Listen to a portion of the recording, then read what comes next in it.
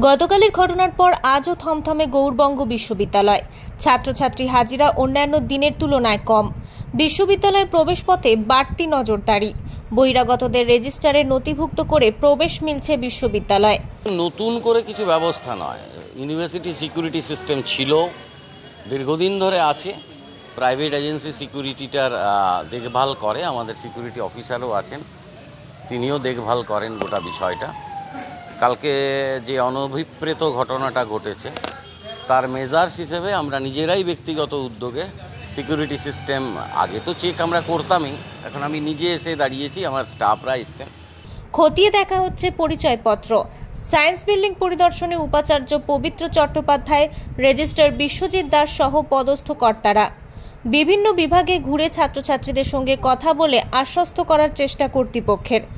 যে কোনো রকম সমস্যা বুঝলে সঙ্গে সঙ্গে কর্তৃপক্ষের নজরে দেওয়ার উপদেশ কর্তৃপক্ষের। বিশ্ববিদ্যালয়ে একা না ঘুরে বেরিয়ে দলবদ্ধভাবে বা অন্তত দুজন থাকার পরামর্শ। এদিকে জখম ছাত্রী এবং প্রাক্তন যুবক দুজনের শারীরিক অবস্থা এখনও সংকটজনক। অস্ত্রোপচারের পর আপাতত ক্রিটিক্যাল কেয়ার ইউনিটে রেখে চিকিৎসা চলছে তাদের। কর্তৃপক্ষ বন্ধুর মতো পাশে আছে, অভিভাবকই নয়। যদি টিচারদের বলতে না পারে, বাড়ির লোককে যদি না বলতে পারে, বন্ধুকেও যদি না বলতে পারে, তারা যেন আরেক বন্ধুকে সঙ্গে রেখে যেন হাঁটাচলা করে। আর যারা কালকে ঘটনায় ইনজিওর্ড তাদেরকেও দেখতে গিয়েছিলেন, কি অবস্থা? তারা এখন অনেকটাই ভালো, ডাক্তাররা বলছেন অনেকটাই ভালো, কিন্তু ডাক্তারি পরিভাষায় যেটা বলে 72 ঘন্টার আগে পুরোপুরি আউট অফ ডেঞ্জার বলা যায় না। আজ সকালে উপাচার্য সহ বিশ্ববিদ্যালয়ের কর্তৃপক্ষ দুজনের শারীরিক অবস্থার খোঁজ নিতে মেডিকেল কলেজে যান। কালকের এই ঘটনা আমরা মারা তো যাচ্ছে না, হঠাৎ করে এটা ঘটে গেছে।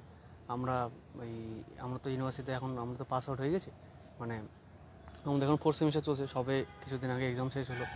আমরা সবাই নিজেদের রুমে হঠাৎ করে এটা দুপুরবেলা করে শুনতে পাই যে এরকম ঘটনা। তো এটা মানে একটা খুব একদম মানা যাচ্ছে না এরকমই। আমরা সেটা ঘটনাটা শুনে এটাই বলবো যে নিরাপত্তার দিকে জোর দিক সবাই। এবার কর্তৃপক্ষ যেন একটু গার্ড এসব, বা আরও কিছু যে সিসিটিভি ক্যামেরা একটু বাড়ানো হোক। কালকের ঘটনার পর খুব আতঙ্কে ছিলাম। আমাদের স্যার, ভিসি স্যার এসেছিলেন আমাদের, তো আশ্বাস দিয়ে গেলেন কোনো প্রবলেম হলে উনি আমাদের পাশেই থাকবেন। হ্যাঁ, আমরা সবাই খুব আতঙ্কে ছিলাম, বাট স্যার এসেছিলেন, আমরা এখন অনেকটাই স্বাভাবিক আছি। তো উনি বললেন যদি কোনো প্রবলেম হয় আমাদের সুপারভাইজারের সাথে আলোচনা করতে, আর নয়তো ওনাকে গিয়ে জানাতে, ইনফর্ম করতে, যাতে মানে আগামীভাবে কোনো সচেতনতা নেওয়া হয়। কাল ঘটনার পর অল্পখানি হলো আতঙ্কে ছিলাম, কিন্তু আজকে আমাদের প্রত্যেক স্টুডেন্টের কাছে আমাদের ভিসি স্যার উপস্থিত হয়ে আমাদেরকে বেশ সহানুভূতি দিয়ে মানে ডিটেলসে যা করণীয় মোটামুটি করে বুঝিয়ে গেলেন।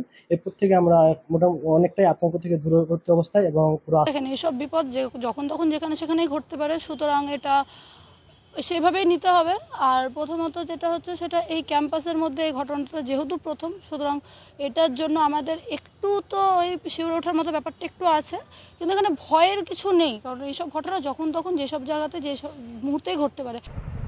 মালদা থেকে দেবু সিনহার রিপোর্ট, আনন্দ বার্তা।